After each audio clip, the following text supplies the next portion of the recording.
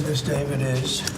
Yeah, this is the crypto EO. We're going to be forming an internal working group to make America the world capital in crypto under your leadership. Which is really going up, right? Absolutely.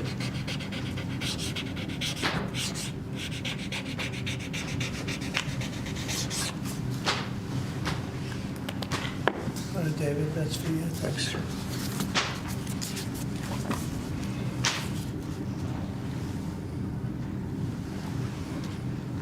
You find them exciting? They might not be exciting, but we're going to make a lot of money for the country. Thank you, sir. And so is David. You have to check him out. There's nobody like this guy.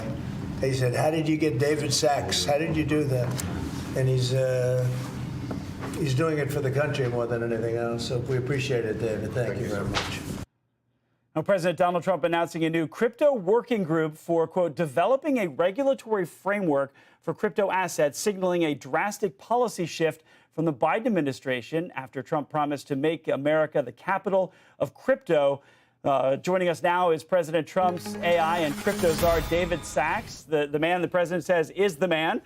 David, thank you for joining us, first of all. Second of all, is this promises made, promises kept? Because Donald Trump said on July 27th that he would stop federal agencies from targeting the crypto industry. He made good on that promise today, right? Yeah, absolutely. I mean, President Trump campaigned to be the first crypto president. He gave a now famous speech in Nashville where he described how he was going to change the regulatory environment for crypto. And he has now acted on that promise. He signed this executive order today. He's directed our working group to produce a regulatory framework that's going to encourage innovation in crypto in the United States, keeping the industry onshore rather than driving it offshore, which is what was happening under the Biden administration.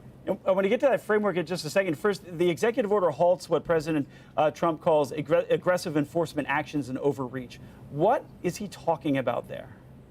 Yeah, well, Edward, for the last 4 years, the Biden administration has basically prosecuted and persecuted crypto companies, really driving them offshore. I've heard so many outrageous stories by founders, by entrepreneurs. The Biden administration would not tell them what the rules of the road were, and they would then get prosecuted. And what the industry wants more than anything else is regulatory clarity. They're saying, just tell us what the rules are, we will abide by them. And the Biden administration would never do that. And because of that, all the innovation was basically moving offshore, and America was about to lose this technology of the future. And we want that innovation happening here in the United States, and I think it now will happen in the United States because President Trump has declared that the U.S. must be the crypto capital of the world. So it creates this working group that you will chair. What will you be looking for, and what type of guidelines are you looking to put out? Yeah, so a few areas. So number one, market structure. We need to define what is a security, what's a commodity, what's a digital asset or collectible. So there's a few different categories here. So defining the market structure is important. Second area is stable coins. I think stable coins are a really interesting area. It gives us the opportunity to extend the dollar's dominance internationally. We can basically create a digital dollar that people all over the world will use. And then the third area that we're going to look at is we're evaluating this national stockpile for digital assets. We haven't created it yet, but we're going to study that issue. So looking at the stockpile, haven't made the decision to go forward? Is that what you're saying? That's correct. Yeah, we're going to evaluate that. We have not decided to do it yet. But we need to study that.